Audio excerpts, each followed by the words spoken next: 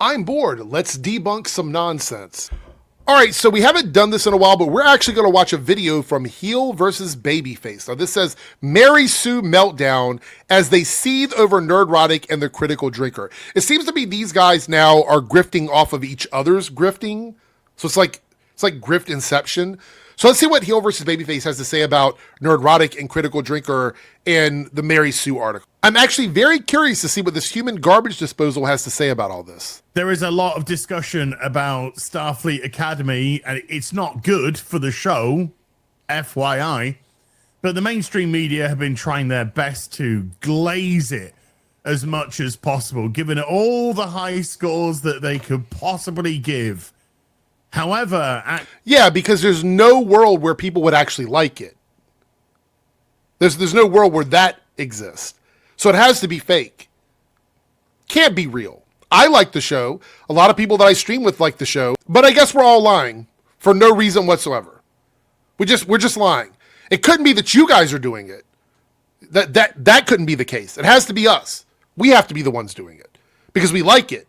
So clearly we must be the ones lying about it. Access Media is mad because Starfleet Academy was utterly humiliated by two names in our sphere. I just know his breath stinks. Like I just know it. I know it. I'm sorry. I have to say that. I just know it does. Critical drinker and Nerdrotic. And let's just say the Access Media doesn't really care about them. I know that you think they do, but they don't.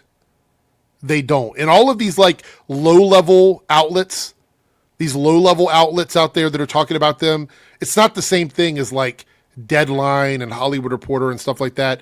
But let's see what you have to say. Because, and also, by the way, Nerdrotic and Critical Drinker go and talk to Access Media on the right-wing side. Like, they're okay with that. It's specifically left-leaning Access Media they have a problem with. But we're not going to do that. Like, when I say we're, I mean, they're not going to do that. What he is going to do is he's going to paint it all as all Access Media is bad because that's the narrative he needs to establish. It's brought about one of the funniest Teddy tantrums that I've seen in a while. Hi everyone, it's Az here from HeelVsBabyface. We're gonna have a little look today at an article from the Mary Sue. You know the Mary Sue. Did he give up working out? Was he like done with it? He's like, this ain't working. The thirst traps aren't working. I'm not getting any women. I'm not getting any men. You just give up on it completely? Because he's looking like, I don't know. He's looking like he gave up a little bit. And I can say that because I don't go to the gym either. But I am curious, why did you give up on it? What was the reason? Why'd you stop going to the gym?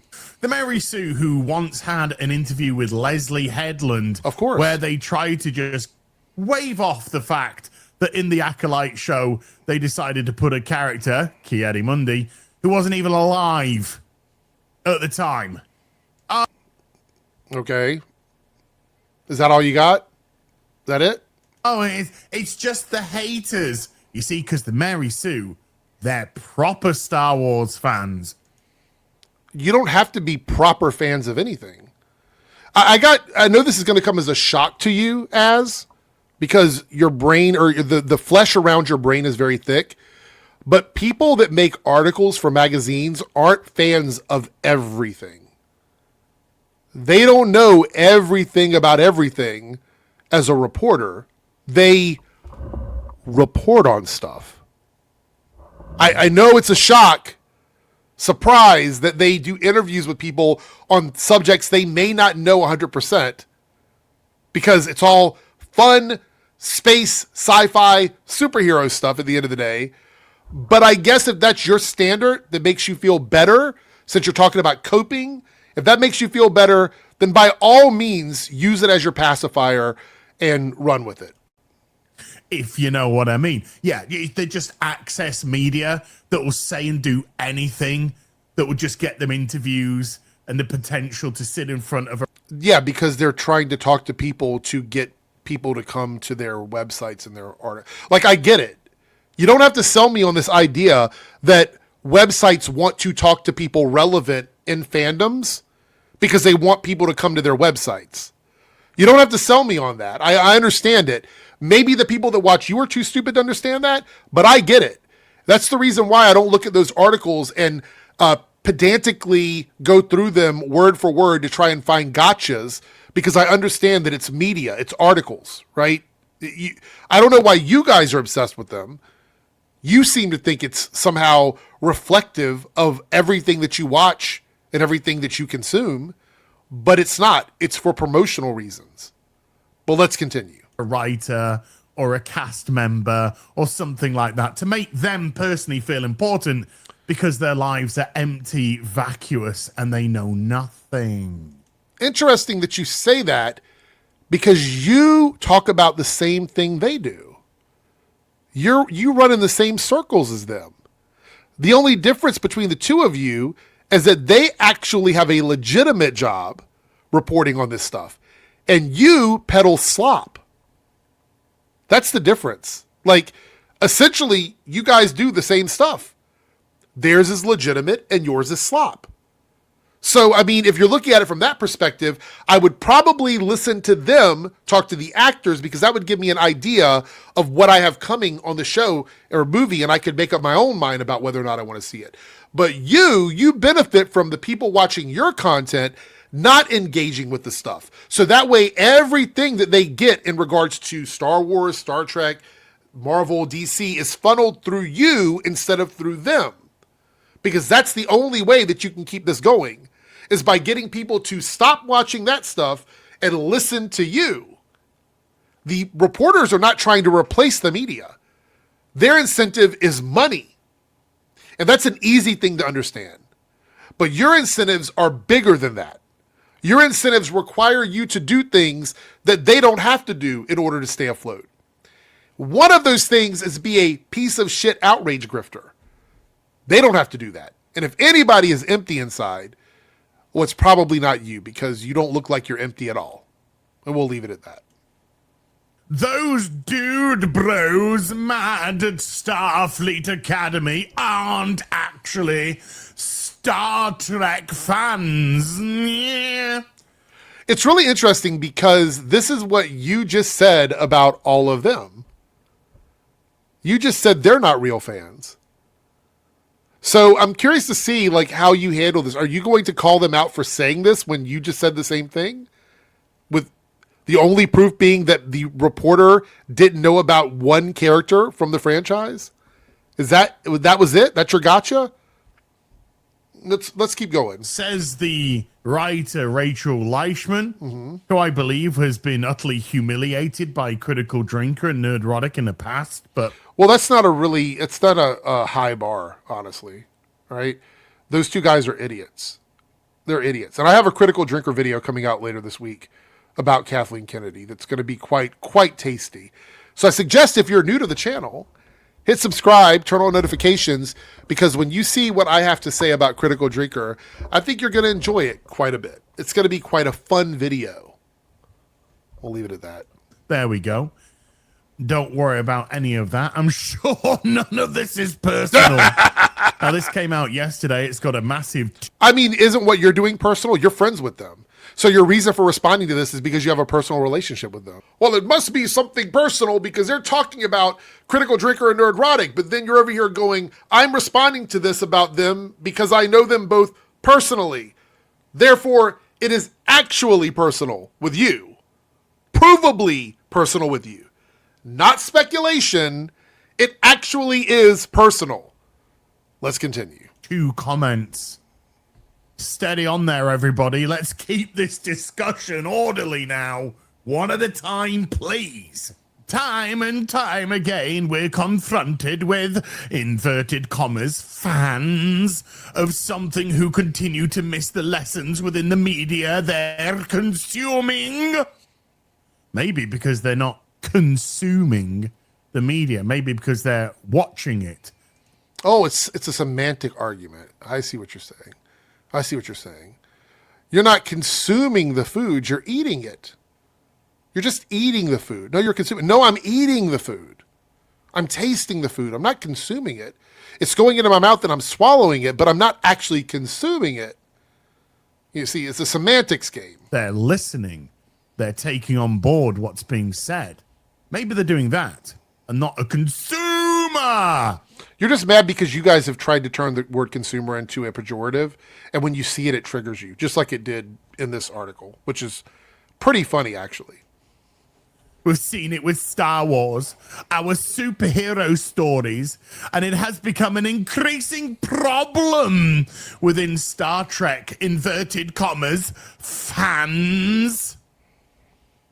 There's no problem with Star Trek fans. There is, however, a massive problem with Star Trek. After all, Star Trek isn't Star Trek anymore. It's Star Trek in name only. Alex Kurtzman has said that himself. What's really interesting is you guys have an issue with them determining which fans are real fans. You have a problem with that because it hurts your fifis. It hurts your feelings when people don't refer to you as fans. I'm going to give you an anecdotal story. I don't usually do this, but I feel like it's really important here. When I was growing up, we had a large group of friends. Probably 15, 16 friends that we just did stuff with all the time. We go to the movies with, we go to the arcades with, we take trips with. We had a large group of friends, and almost always we would go do things as a group. Of course, every once in a while somebody couldn't go, but for the most part, we did everything as a group. And we would go see movies, certain kinds of movies. And we had this one friend, we'll call him Dave, because you guys don't actually know if his name is Dave. And so we'll just say Dave, right? That's his name. Every time we came out of a movie that had to deal with superheroes or something magical or whatever, he had an issue with it. Oh, it felt so unreal. Oh my God, these characters are doing these unbelievable things. And what about this one scene where he did this one magic thing and that didn't feel like it would happen in real life and stuff? It got to a certain point where we were just like, bro, you're not an actual fan of this stuff. No, that's ridiculous. I love this stuff. I just want it to be more realistic. No, literally, you're not a fan of this stuff. You complain about it every single time we go to the movies. And so we had to cut him free. Go be free. Fly away and be free. We cut him free from going to these kinds of movies because he was bringing everybody down. Now, we were still friends with them and we still did certain things together, but going to certain kind of movies, we didn't do anymore. That's not the fault of all the people that were having fun and enjoying it. He brought that upon himself. He did that. So when you guys are out here being belligerent and angry and mean and jumping into communities and groups and making them feel like they're not a part of the group, when you're doing that, you're actually pushing yourself away. And at a certain point, you're not a fan. And by the way, I want to just say this. If you're talking about the fact that Star Trek now is just Star Trek in name only, that means it's not Star Trek, which would mean you don't have to watch it or complain about it anymore. There's no point. There's no point. If Star Trek has moved on to become something that you do not recognize and you don't actually like it because it is Star Trek in name only, congratulations, problem solved. It's not Star Trek. You can stop watching it. But that's not what you guys do. You're not happy unless everybody else is miserable. Just like our friend Dave. You're not happy unless everybody else hates it with you. So when you have a group of people that are actually enjoying it and having a good time with it, that can't be true. There's no way. We're the real fans. All of them, they have to be the fake fans. There's no way they could like this stuff. We have to get them to hate it too, right? We have to. We have to do that. See, the difference between you and me and a lot of people in my community is I don't care if you don't like it. I don't care if you decide you never want to watch Star Trek again. Congratulations. Here's your ticket to the train. Get on the fucking train and head the fuck out of the city. I don't give a fuck. And I genuinely mean that. If you don't want to watch it, you are totally entitled to do that. What I don't understand is that you guys sit around going after and getting mad about people that do like something, even though you just admitted that that thing isn't the thing that you like anymore.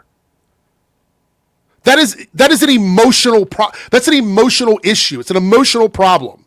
And you probably need to sort that out. It's man-child shit. It's baby shit. Like, you seriously need to seek help for that. Because it doesn't make sense. They said that they're only using Star Trek as a platform for their messages. Therefore, Star Trek is no longer good. The then move on. Thing. Then move their on. Messages have become the important thing. Okay, and cool. when one supersedes the other, the other is surplus to requirements. Black lives. But it doesn't matter though. It does. So you're moving on to like the details of it. The details don't matter. As when they said Star Trek is not the same Star Trek as you knew, that is your cue to leave the party. That is your cue that closing time. It's time to go. Time to go. Once you've decided that this place is not a place for you, why do you care what's going on at the party that you don't want to be at anymore? It seems like you do want to be at that party. That you're like, I actually want to be there. I do. But because I can't be an asshole, they won't let me in. They won't let me be an asshole at the party. They won't let me pee in the punch. They won't let me fart in the room with them. That's what it's giving. Matter, the NAACP. The goal is not really to promote Star Trek, but to promote these organizations and to use our platform to be able to bring greater awareness to these very, very important messages and places. So based off what Kurtzman's just said, to the Mary Sue, Star Trek isn't Star Trek. Star Trek is about the messages that the current brigade of people like Alex Kurtzman put into it. To them, that becomes, therefore, Star Trek. Okay, again, if you have an issue with that, you can move on. Nobody is forcing you to watch this stuff. That's the most baffling thing about all of this. No one is forcing these guys to watch any of these things. The message. More recently, men like the critical drinker and nerd-erotic, known for hating anything that seems to be left-leaning. You mean far-left weird? Okay. So she's right. So you're not arguing that they don't? That's actually a pretty big admission. Critical drinker and nerd-erotic, known for hating anything that seems to be left-leaning. Az did not dispute that. He didn't say that's not true. He just doubled down on it. Okay, that's interesting. Been dogging on the Paramount slate of Star Trek shows. Well, first of all, no. It's not. Yes, literally. Literally, they've attacked almost all of them. I'm not totally sure about Strange New Worlds. I don't think they're super happy about it. But I know for sure almost all of the other ones have been attacked by these guys. All the ones I've seen, unless there's one that slept under the rug from these guys that I didn't know about where they praised it. I haven't seen that. Not recently at all. Gary's been criticizing Discovery since it came out. That was 2017, nearly 9 years ago. It's almost like that's when all of this really began for everybody. 9-10 years ago? Interesting. It's interesting that you know exactly when that was. Okay, let's go. And it was a rapid voice as his subscribers just went through the roof very quickly because the guy is very articulate and actually relates what the regular person is thinking. Yeah, I would say he's just, it's misery loves company shit. You ever heard that term, misery loves company? There's a lot of people out there who want to find other people like that to associate with, and it doesn't really matter what the miserable aspect is, right? It doesn't matter what it is. They just want to be connected to somebody else who's in that same position. That's why that happens. So you find all these people who feel a little bit disenfranchised by one thing or another, and they just all sort of pile together. They just all sort of come together in the same ship. It's all these miserable people come together. And he's actually got a lot of people who have literally stopped watching this stuff, and now they just let him tell them about it. He's become their dad at the campfire telling campfire stories. That's essentially what he is. He's the dad at the campfire. Pretty much. So no, it's not a recent thing by any stretch. I would say yes. Within a decade is pretty recent. I mean, if we're talking more broadly. Obviously, it's not the most recent, but it is somewhat recent if it's within a decade. I want to bring something up very briefly here. When I started watching Star Trek Discovery, and we're looking at going, this is horrible, this is nihilistic, this is dark, this is dreary, this isn't the optimistic Star Trek that we used to know. There was a theory floating around that halfway through the Discovery series, because it took a little bit of a break, we were going to discover that this was set in the mirror universe. Okay. And that the character was going to go into the main Star Trek universe, but no. Mm-hmm. No. This was Kurtzman's idea of an uplifting future because, of course, he no longer held the values from Gene Roddenberry. What were those values? I'm sure you're going to go through them, but I'm very curious if any of them are left-leaning values. So as far as I remember, Gene Roddenberry was like socially progressive, multiracial, multinational crew during the Cold War, which is pretty crazy. Stories that openly criticized racism, sexism, nationalism, and bigotry. He described Star Trek as a humanist vision of the future where humanity had largely moved beyond superstition. It was anti-authoritarian with anti-war themes. There were issues like fascism and totalitarianism, where money was not really a big deal. Of course, we had some species that use currency for trade, but people didn't really go without in this Star Trek future. So all of those things are values of Gene Roddenberry. And as long as you see those things reflected in modern Star Trek, then those would be his values. Now, I paused it here for a reason because I want to see what Az says his values are. I'm very curious if he's going to even mention them or he's going to try and make something up. So let's see what he has to say. They were now his ideological values to thrust upon the show. And they were all tainted with it. Every single Kurtzman show was tainted with this filth. So you're not going to go over Gene Roddenberry's values. So you didn't have an issue with Gene Roddenberry's values, which, as I said, are very left-leaning, liberal to a point. You don't have a problem with that, but you have a problem with Kurtzman doing it. But you just said that they did not reflect Roddenberry's values with no examples whatsoever. Are you going to give examples, or is it just bad faith? The issue with these just bad faith, I guess, figureheads talking about Trek is that they miss one important detail about Star Trek. It was never for them.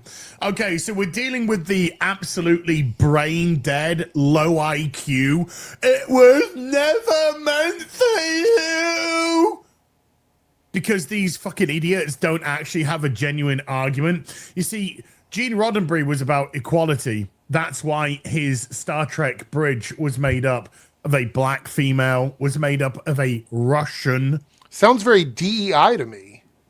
It's very DEI, very, very inclusive and diverse.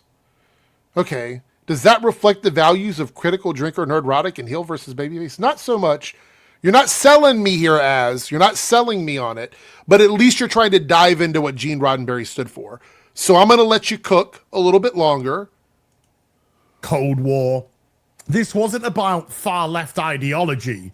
This was about mankind coming together. I've spoken about this recently. Which reflects left-leaning ideology. So your game, the game that Az is playing here is, it wasn't about checking off boxes for left-leaning ideology. It just was left-leaning ideology, which in the context of the discussion we're having here doesn't fucking matter. It doesn't matter. The point is, all the stuff he put in those shows, all of that diversity, all of those risks that he took with Star Trek were done so because he believed in those values. So just because it wasn't done by someone else who's trying to make sure those things exist and go on in the Star Trek universe doesn't make it any less true. You talk about people being brain dead, you're fucking brain dead. In a couple of videos. But it was about everybody coming together. He didn't favor an ideology for his show. In reality, he might well have done. And if you think a liberal in the 60s would be exactly the same as a progressive in 2026, then you've got another thing coming. But you're trying to compare people on the right with people on the right back then. You see what I'm talking about? You see what I'm saying, fam? So he's like, well, liberals now and liberals back then are different. But people on the right, they're exactly the same. They've been the same the whole time. They've been the same. The Republicans and conservatives would have been the same back then as they are now. This is the kind of fucking bad faith shit that these guys do. And a myriad of other different things. So no, it wasn't about, this was never for them. That is the stupidest brain dead take I've ever heard. But it's so funny because you guys push that on people too. So I'm not saying I necessarily agree with the statement about Star Trek was never for you. I'm not saying I agree with it, but it's very hypocritical for you to act like you have a problem with that when this is the same shit you guys say about other people. So miss me with that completely. It's a whole fucking chop for me. Doesn't surprise me because it's A, coming from Rachel Leishman, and B, coming from the Mary Sue. Star Trek. But you're pressed because you're making a video about it. This is the same shit I'm talking about with several other videos that we've discussed recently. If you didn't give a fuck and none of this mattered to you, and you didn't think it was going to do anything for your channel, you would just ignore it. But it's personal. It is personal for Az because he's talking about his friends, neurotic and critical drinkers. So he has to chime in. He has to because it's personal. Was for everyone because Star Trek was about mankind. Now you're giving yourself away because you're clearly saying that it's no longer about mankind. It's about far left progressive, aka regressive ideology. Okay, so here's where you're giving yourself away. So you're saying that this is about mankind and the betterment of mankind, and because this person saw something in the show that reflected their values and they felt connected to it, that is a flaw, that's a problem with this person's interpretation of Star Trek. However, you watch Star Trek. I'm assuming you loved it because you seem like you really enjoyed it back in the day and you have a problem with it now. You also saw values in Star Trek that you liked, loved, that you associated with, what have you, whatever it is.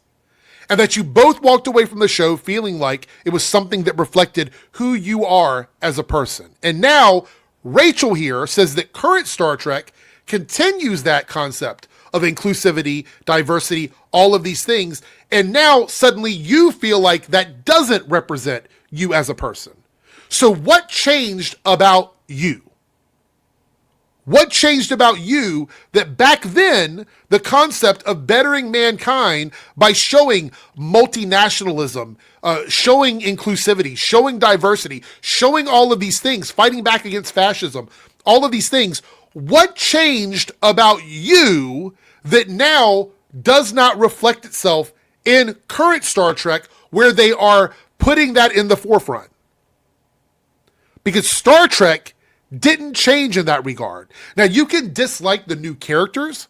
You can dislike the new stories. You can hate the fact that it's only like, 8 or 10 episodes a season. You can hate the fact that maybe it's a little bit younger than what you remember. Maybe they're trying to pick up a younger audience. All of those things, I think, are valid reasons to not feel like you want to watch Star Trek.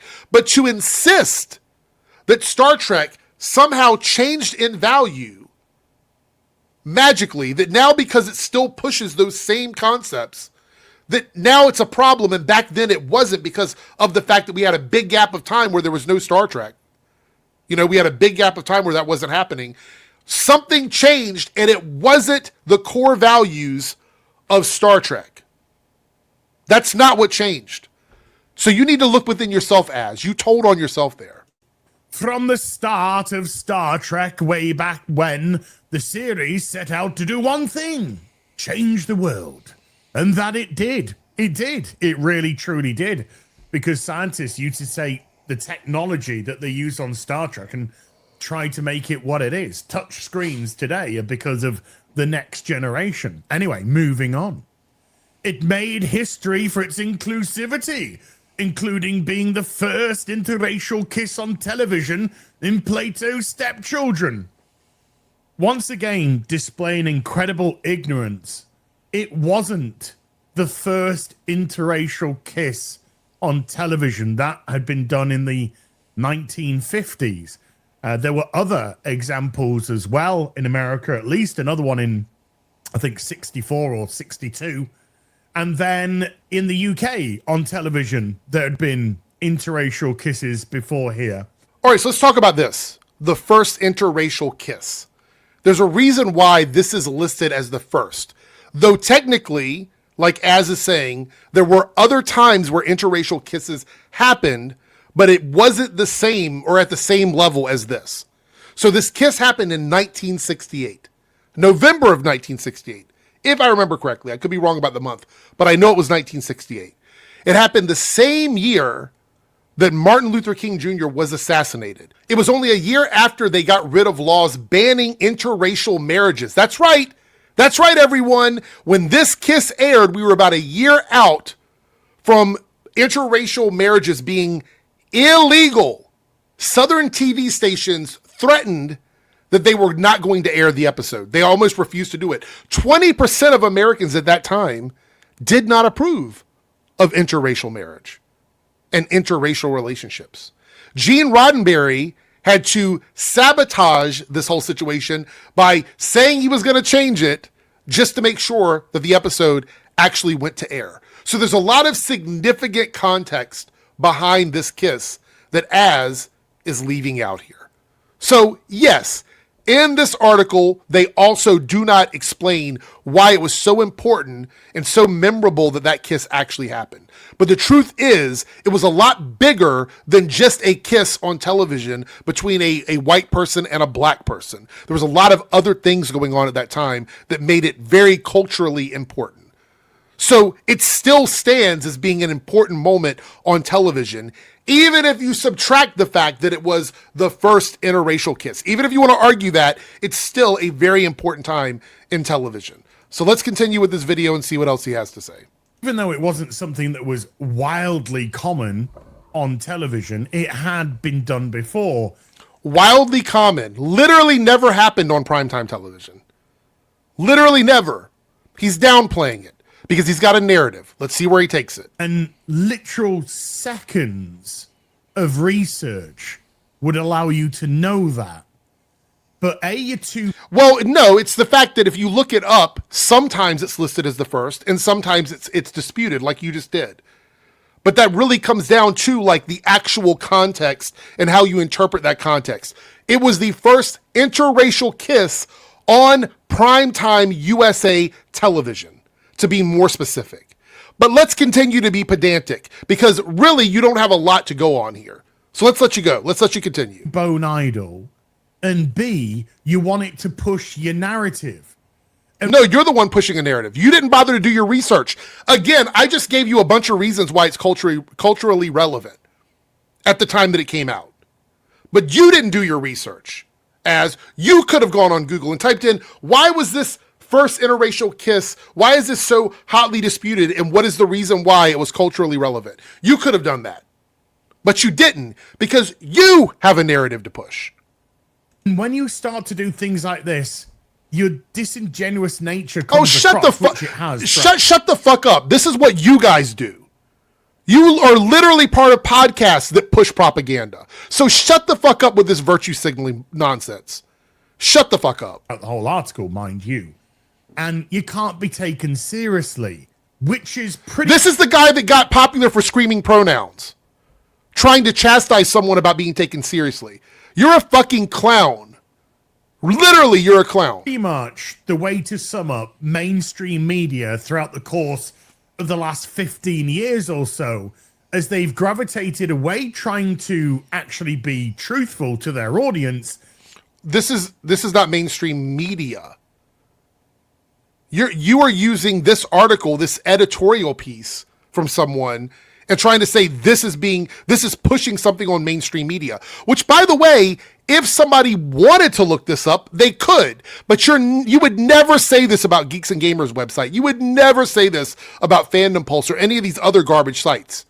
But here you are saying it about them. You're getting hung up on this. Move the fuck on. This isn't the hill that you think it is. And into a more access capacity where they'll say and do and push whatever narrative is required of them so that they can get their interviews and their gift bags and their... So then why do you care about them? If you know that these outlets are doing this just to get access to things, and that's the only driving factor, then why are your feelings hurt? Why are you upset that they're talking about your friends? If you realize this is all they're doing is trying to get clicks. Okay, cool. End of discussion. But no, you had to make a whole video about it. Pats on the head and all that kind of stuff.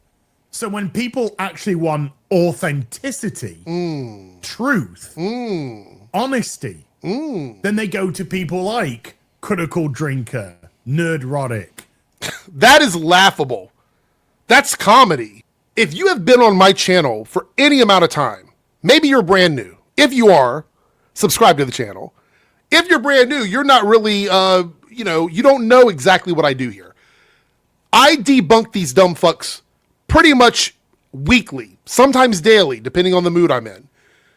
Nerdrotic and Critical Drinker are professional liars. That is their job title, legitimately. Professional liar. This is what they do for a living. They get on camera and they push their own narratives, their own agendas, and they do so with the double economy of their viewers of dumb people and shit people. The dumb people and the shit people get together and they prop these channels up because the dumb people listen to whatever these guys tell them without questioning it at all. You can look at my comment section. You'll see them in almost every video. Some person that comes in and just regurgitates whatever it is that these guys are saying. So those are the dumb people. They will listen to whatever these guys say and never question it at all. And then the shit people will come in and leave ad homs. I bet you live in your mother's basement. Oh, they got more subs than you. You must be a dead channel. These are the kind of things you get. Those are the only two people that exist in their space. Dumb people and shit people. And if you are part of their community and you don't want to be a dumb person and you don't want to be a shit person, you need to leave that community. That's my only advice I can give you. You need to quit cold turkey. Walk away and never look back. And I'm not trying to bring you over as fans of my channel. You might look at me and be like, fuck this guy. You might just be like, fuck this guy. I don't want to watch his channel ever again. Cool. You don't have to. But, I'm going to put a little but on that, but you should probably stop watching these channels too. I think you should move away from all of it. If you don't want to see me putting them on blast, I get it. It hurts your feelings. And you are emotionally committed. You're in an emotionally committed relationship with Nerdrotic, Critical Drinker, Geeks and Gamers, HeelVsBabyface. This is your relationship. And it's been a long one. It's been 9 years now, 10 years you've been together. So you're in a committed relationship and it feels good. It's like a nice, comfortable couch in your house. You come home, you lay down, you can join the other bigots on social media and be bigots online. But you're like, I'm not a bigot. Why is he calling me a bigot? I'm not one. I don't believe I'm a bigot. Then you need to do some self-reflection. If you are following these channels and you're listening to what these guys are saying, I got some bad news for you. And just because I want to be extra precise on this, because I feel like I should, I'm not saying that you can't dislike things. If you don't like current Star Trek, you don't like current Star Wars, you don't like current Marvel, you don't like current DC, you are totally cool with being like, I don't like that shit, it's not for me, I'm going to move on. That is the healthy way to deal with something. That's the adult way to deal with it. You know what isn't the healthy and adult way? To get online and spend 8 to 10 hours a day consuming, and I'm going to use that word because we know it triggers as, even though he happens to like consuming. I'm just eating. It's not consuming. Consuming this content and media, spending a big chunk of your day doing that, it is unhealthy for you to do that without understanding that this is propaganda content. That's what this is. Now, I usually give 50%. This video is 22 minutes. So we're going to give Az another couple minutes just so I can put in my due diligence. But I can assure you, even if you watch this yourself, you're not going to get much else out of this video. Let's go. And others, including little old me. Because that's the one credit that they have, is authenticity. Something the mainstream media will never have anymore. But since men... I got news for you guys. You aren't necessarily a direct replacement for these articles. These are articles. You're reading their article. So you're not a replacement to these articles. You are parasites to Access Media. I know you don't feel like it, but you are. Without Access Media, you guys would not have an ecosystem. Go to any of their videos where they talk about the red carpet, or they talk about interviews, or they talk about something a celebrity said, on a phone call with a reporter, any of these things. You go there, you look. This is the fuel for their car. This is the fossil fuel for their vehicles in a world where that fossil fuel is drying up. And they don't like electric cars. So they're like, drill, baby, drill. That's what they are with this stuff. You guys are parasites on this media. Without this media, you would have no empire. Well, I guess whatever it is you have that you call an empire, you wouldn't have that. It's slop content. You guys are slop content makers. And before anybody comes for me in my comments and is like, well, what would you do with your channel if you weren't reacting to these guys? Spoiler alert, I started this channel specifically for this reason. And if this content were to become like, it wouldn't be useful for me to do this kind of stuff, I would find something else to do. The issue is these guys are not talented enough to find anything else to do. If they didn't have this, they would have nothing. Nothing at all. This is it. This is their business. They would have nothing else. Like these X-personalities, they're YouTubers, but, you know, you can't even get that right. Think that they are the authority on all things nerdy. The reality is they just speak loudly and incorrectly about these franchises. Well, that's exceedingly rich coming from somebody that palmed off an incorrect character in Star Wars. The one thing, it's, you know, it's like when you're in a, let's put this in perspective. It's like you're in a relationship with somebody, right? And in one argument that you had, they said something that really bugs you. You know what I mean? Like it's what they say you, oh, and you got big feet. You're arguing about it. You got big feet. Your feet are big. I don't like your big feet.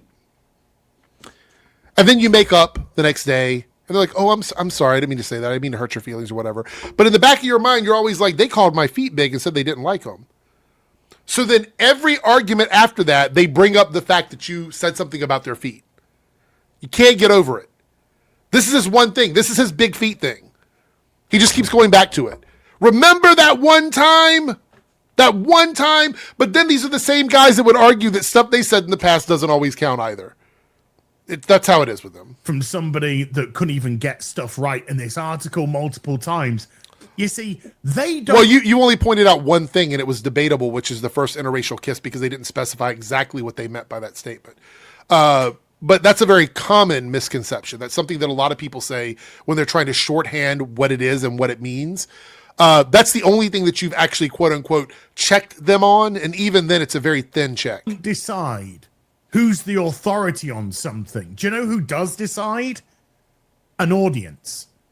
If an audience listens to somebody and gravitates to what they're saying, that's not how that then works. They get a bigger audience. They don't become the authority, though. See, you're conflating something.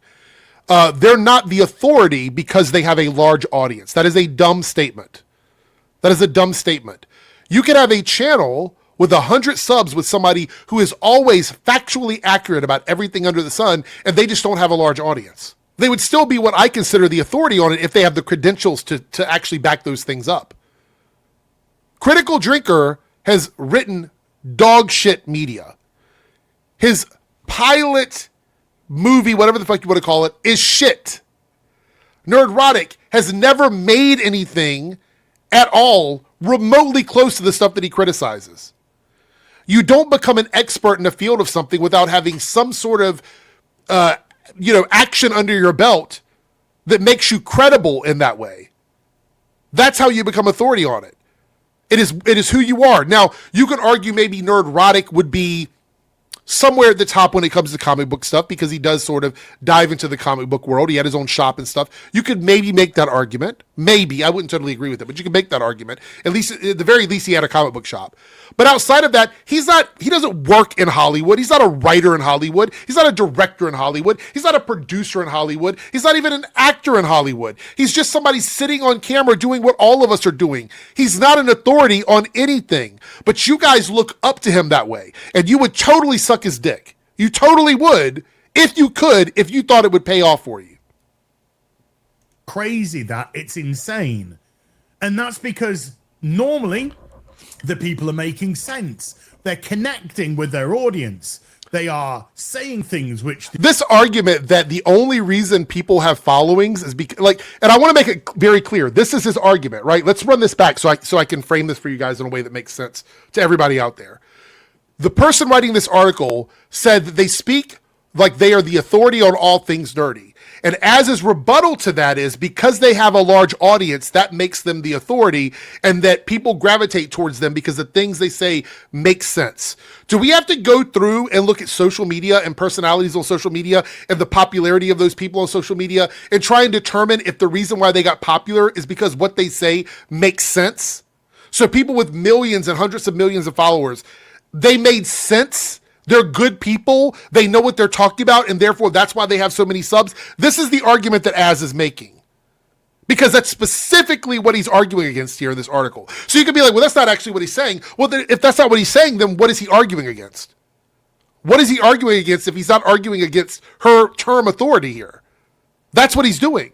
So let's listen to this dumb fuck continue. the audience agree with, that they too have noticed but are unable to articulate in the words that these gentlemen are doing. So it's like a pastor in a church explaining to all of the people who don't really understand the Bible what the Bible means according to them.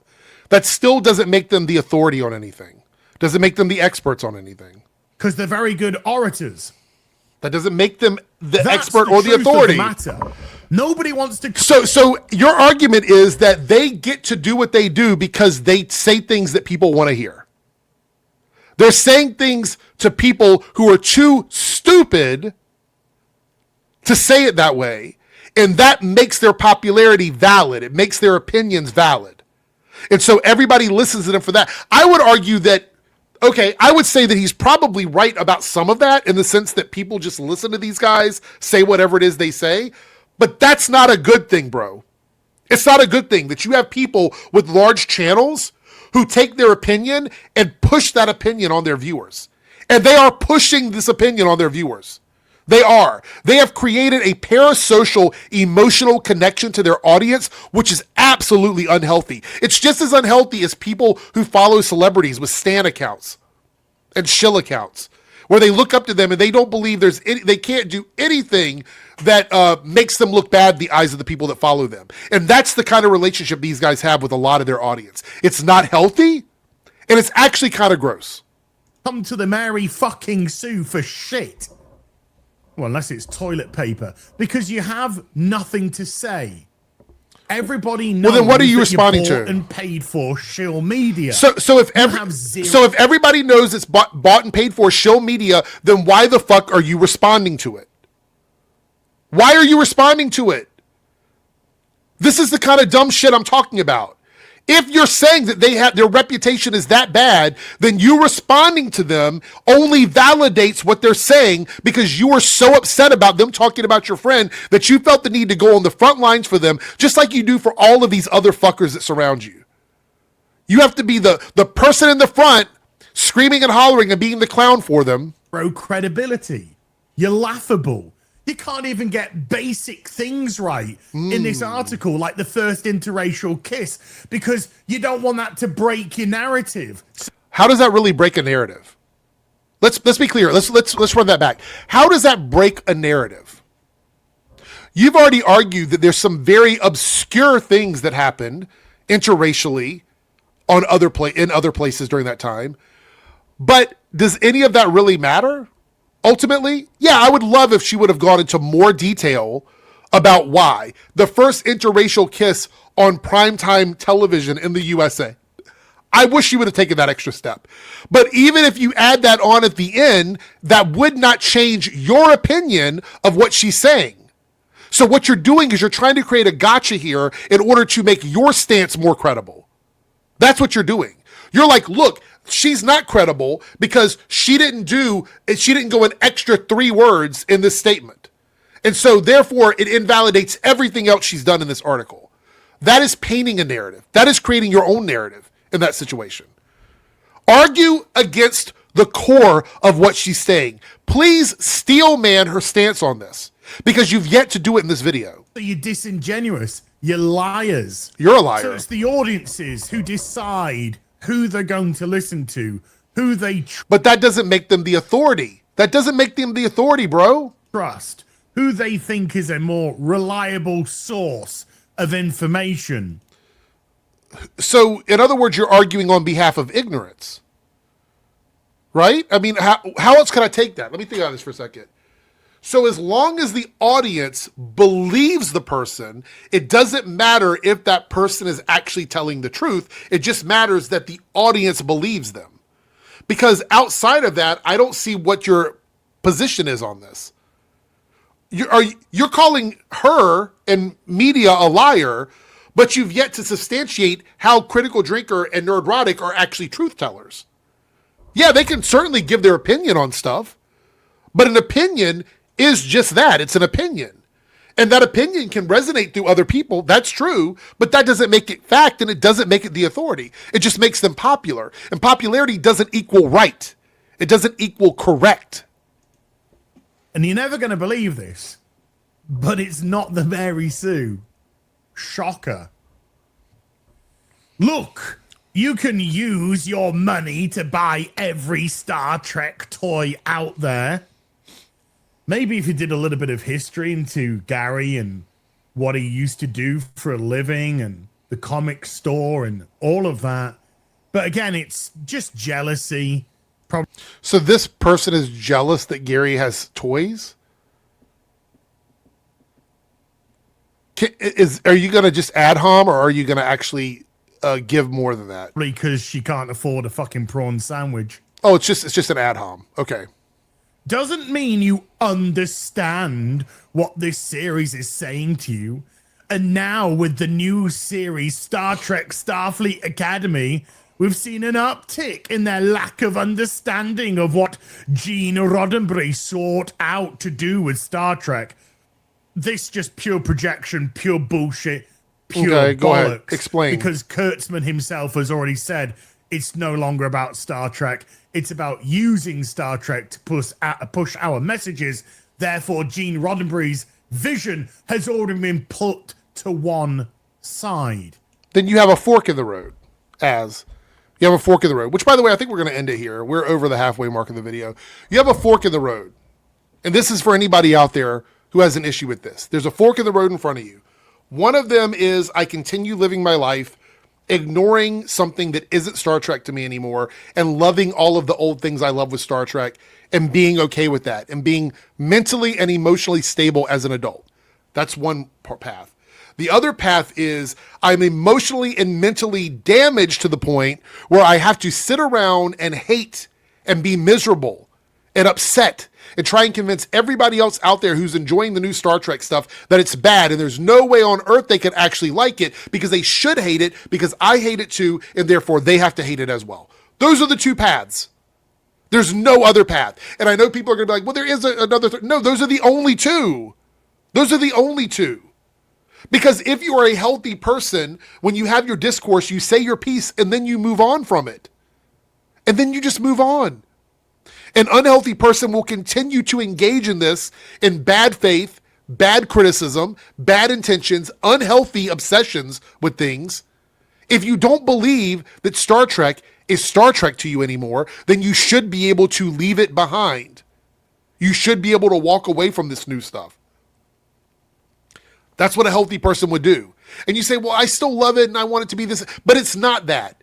And if you can abide by the fact that some people do like it, and they are engaged with it, then you're still taking the other path, because the other path is a path where you don't engage with it and you don't argue with people who are enjoying it, which would actually make you a good person. It would mean that you could say, I don't like it. It's not something that I would watch or I would engage with or whatever. That's okay. It's not for me. Maybe it's for somebody else. That's what that path is. It's the adult path. It's the rational path. It's the smart path. This other path is a path of darkness and hate and anger. And I'm pretty sure there's going to be people out there, I know one of them in particular, who's not going to like this. But at a certain point, you have to let go of something and move on. You just have to. For your own health. We're talking about Hollywood. We're talking about a large IP that's owned by a large studio that is going to continue to make stuff with this content, whether you like it or not. And no amount of screaming and hollering and complaining about it is going to work. You know what does work? Disengaging from it and stop talking about it so that it doesn't trend so much.